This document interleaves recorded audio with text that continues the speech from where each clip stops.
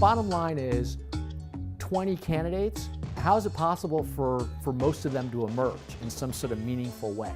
This is Professor Matt Dallek from the George Washington University. We're talking about all of these candidates right here and the upcoming debate where 20 of them are going to get the chance to make their case. But history has shown it can also be your downfall. A bad performance or a major gaffe can really hurt you.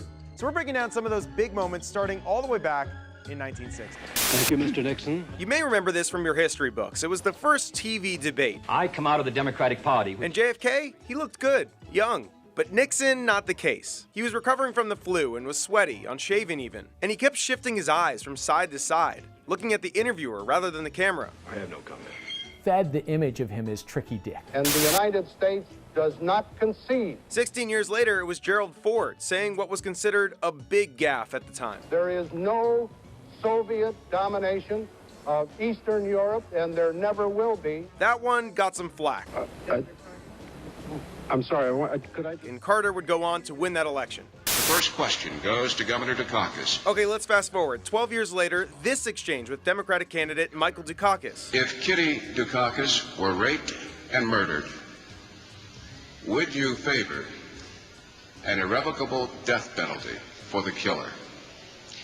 No, I don't, Bernard, and I think you know that I've opposed the death penalty during all of my life. It was a good chance to sound human, but instead, he looked cold to many. He'd go on to lose pretty decisively. Balances the budget in 2020. Okay, what about that iconic 2012 moment with Rick Perry? And yes, this one is cringeworthy. It's 3 agencies of government when I get there that are gone. Commerce, education, and the, what's the third one there? Let's see. It started out funny, but then got worse for him. You can't name the third one? The third agency of government, Yeah. I would do away with the education, commerce, and let's see, I can't, the third, sorry. Oops. Just like that, the meme was born, and no, he did not get the nomination. Okay, how about one more from 2016?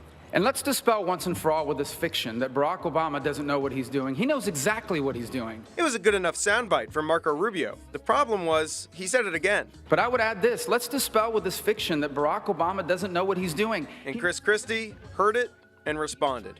That's what Washington, D.C. does. The drive-by shot at the beginning with incorrect and incomplete information, and then the memorized 25-second speech that is exactly what his advisors gave him.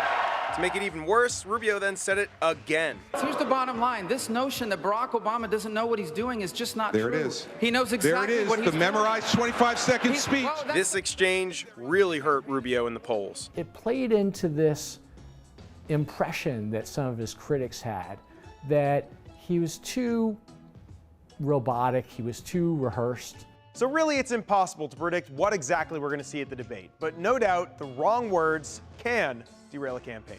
Evan Kozloff, WUSA 9.